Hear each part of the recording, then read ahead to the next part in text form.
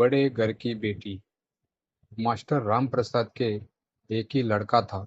बाकी चार लड़कियां थीं, जिनका ब्याह करने में मास्टर साहब की कमर झुक गई थी, एड़ियां घिस गई थी। बेटा सभी बेटियों के बाद पैदा हुआ था। दरअसल मास्टर राम प्रसाद ने बेटा पाने की लालसा में चार चार बेटियों को जन्म दे दिया था। जैसी घर की माली हालत थी, उस हिसाब से काफी लाड़ प्यार से पाला था। बेटा बीएससी करने के बाद वह पीएमटी की कोचिंग ज्वाइन करने इलाहाबाद चला गया था। मास्टर साहब जितने घंटे स्कूल में पढ़ाते थे, उससे ज्यादा समय वे ट्यूशन पढ़ाने में लगाते थे। बच्चों को पढ़ाने का उन्हें बहुत शौक था। वे चाहते थे कि उनके बच्चे कम से कम ग्रेजुएट तो हो ही जाए, और मास्टर साहब की यह मुराद भी पूरी हो गई। बेटे को छोड़कर उनकी सभी लड़कियां पोस्ट ग्रेजुएट हो गई। वे चाहते थे कि उनका बेटा एमएससी करके पीएचडी करे और किसी कॉलेज में अध्यापक की कुर्सी संभाले। लेकिन लड़के ने एमएससी करने से इनकार कर दिया। लाड़ प्यार में पले लाड़ प्यार में पले लड़के ने साफ कह दिया था, बाबूजी, मैं दो दो घंटे लैब में नहीं खड़ा रह सकता। इलाहाबाद में कोचिंग करते रहते हुए लड़का एक सरल लड़की के प्रेम में फंस गया। दोनों ने एक दूसरे के साथ मरने जीने की कसम ले ली थी। शादी करेंगे तो एक दूसरे के साथ, नहीं तो सारी जिंदगी कुंवारे ही रहेंगे। सीपीएमटी में दोनों साथ साथ बैठे। वह मास्टर साहब का इकलौता बेटा था। आंखों का तारा तीन तीन कोशिशों के बाद भी उसमें सफल नहीं हो सका, जबकि उसकी प्रेमिका पहली ही बार उसमें सफल हो गई। उसने मेडिकल कॉलेज ज्वाइन कर लिया था। मास्टर राम प्रसाद का बेटा सड़क चाप मजनुओं की तरह आवारागर्दी करने लगा। मास्टर साहब उसके पीछे हमेशा पड़े रहते थे, जिसका नतीजा यह हुआ। यह कंपटीशन की तैयारी करने लगा और बैंक में नौकरी पा गया। नौकरी करते उसे अभी 6 महीने ही बीते थे। लड़कियों के पिता मास्टर साहब के खपरेल के मकान में पंक्तिबद्ध होने लगे। मास्टर साहब ने लड़की के पिता होने की पीड़ा बहुत भोगी थी। उस समय न जाने कितनी बार उन्होंने अपमान का कड़वा घूंट पिया था। जब ये अपनी कन्याओं के लिए सुयोग्य वर की तलाश कर रहे थे, इसलिए मास्टर साहब विवाह के हर प्रस्ताव पर बड़ी सहानुभूति पूर्वक विचार करते थे। समय के अनुसार लड़के की राय जानना भी वे जरूरी समझते थे। लड़का हर प्रस्ताव पर नाक भौं सिकोड़ता। मास्टर साहब समझ नहीं पाते थे कि आखिर बेटा चाहता क्या है। कभी कभी उन्हें भीतर ही भीतर गुस्सा भी आता। लड़का कितना हृदयहीन है, पिता की भी इज्जत करना भूल गया है। पर बेटा करता भी क्या? उसके पास तो एक ही हृदय था, जिस वह पहले ही किसी को अर्पित कर चुका था। एक दिन मास्टर साहब ने लड़के को अपनी पुश्तैनी छड़ी में इशारा करते हुए अपने पास बुलाया। लड़का भीतर ही भीतर डरा। हालांकि वह 23 साल का हो चुका था, लेकिन जानता था कि बाबूजी का गुस्सा बहुत तेज है। जब वे गुस्से में बोलते हैं तो लगता है कि आकाश में बिजली कड़क रही है। वह संभलते हुए उसके पास गया और छठी सातवीं क्लास के बच्चे की तरह उसके सामने बैठ गया। मास्टर साहब ने उसे प्यार से निहारा, उसके सिर पर हाथ फेरा और बोले, तनय, तू चाहता क्या है बेटा? तेरे मन में कुछ और हो तो बता। तनय भीतर ही भीतर जाग उठा। बाबूजी, एक लड़की है। एक लड़की है? दुनिया में तुझे एक ही लड़की नजर आई? बाबूजी, वह लड़की है जिससे मैं शादी करना चाहता हूँ। किसकी लड़की है? कहाँ रहती है? उसके पिता का नाम श्री राजकुमार है। लड़की इलाहाबाद मेडिकल कॉलेज में पढ़ रही है। उसका आखिरी साल है। इसी शहर में है। अच्छा, किस मोहल्ले में? कौन से ब्राह्मण है? ब्राह्मण नहीं है बाबूजी, एमसी या एसटी में आते हैं। तेरा दिमाग खराब हो गया है? तूने हरिजन लड़की को पसंद किया? मेरे कुल खानदान का नाम रोशन करने चला है? तो ठीक है बाबूजी, मैं सारी उम्र शादी ही नहीं करूंगा, लड़की भी नहीं करेगी।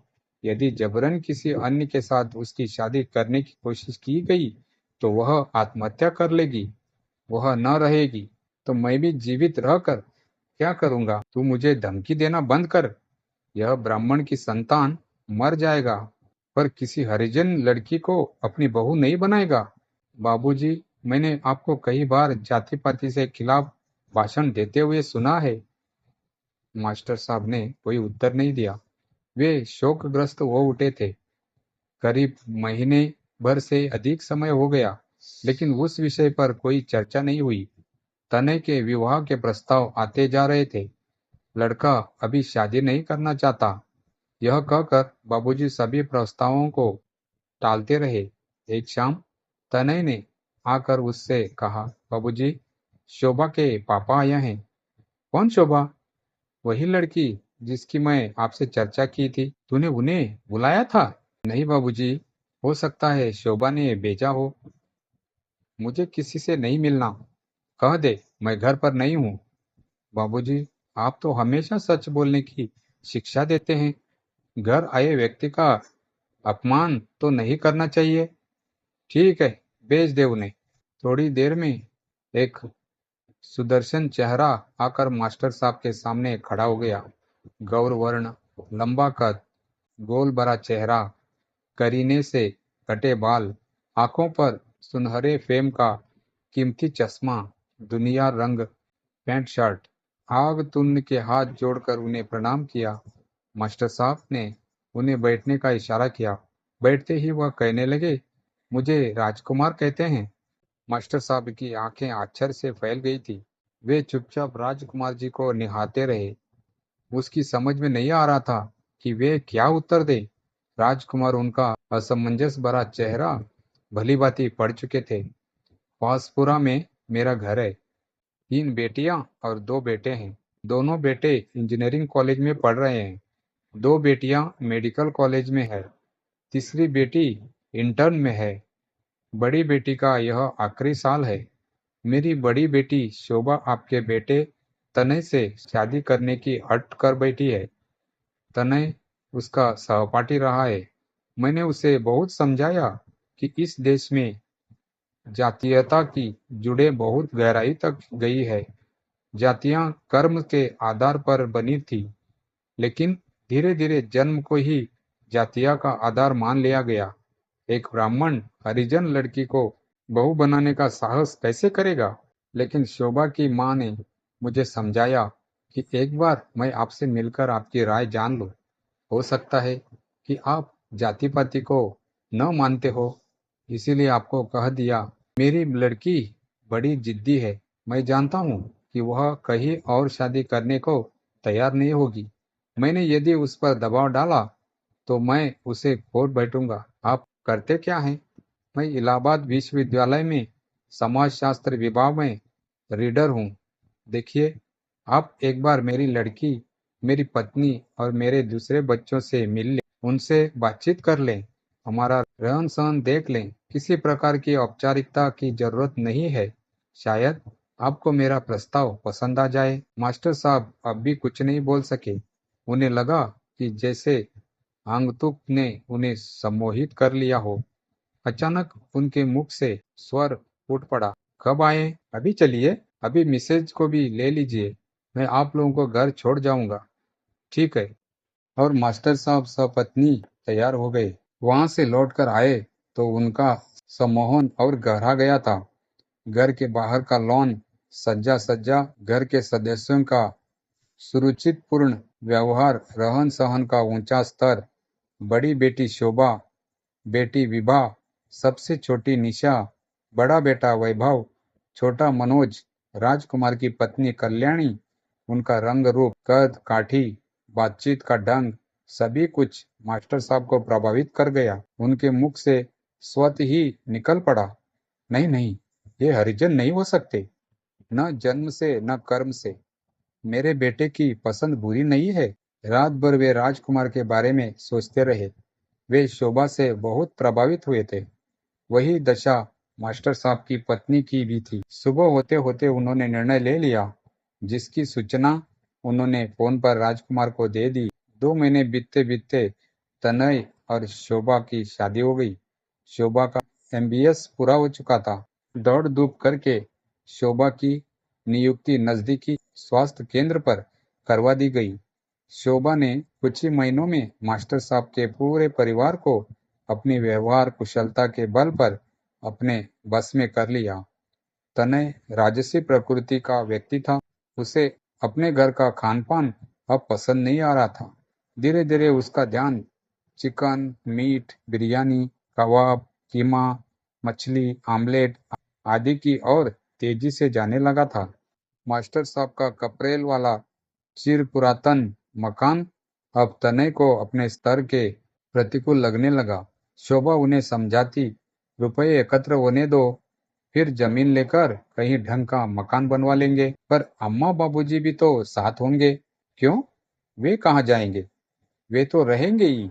अब मुझे ये साग साथ अच्छा नहीं लगता। मुझे मांसाहारी भोजन चाहिए। गला तर करने के लिए अंग्रेजी शराब और साखी बनी मेरे सामने खड़ी तुम। यह तभी संभव होगा जब हम अपना अलग मकान लेकर रहें। यह नहीं हो सकता। जब तक अम्मा बाबूजी है, मैं उन्हें नहीं छोड़ सकती। मैं ऐसा कोई काम नहीं करूंगी जिससे अम्मा बाबूजी को किसी प्रकार का भी कष्ट पहुंचे। यही मुझे सिखाया गया है। मतलब तुम अम्मा बाबूजी के लिए मेरी भी भावनाओं का खून कर दोगी? तुम इसका जो भी अर्थ लगाओ, मेरे लिए अम्मा बाबूजी पहले है, बाद में तुम। यही तुम्हारा प्रेम है? तुम प्रेम की गलत परिभाषा दे रहे हो।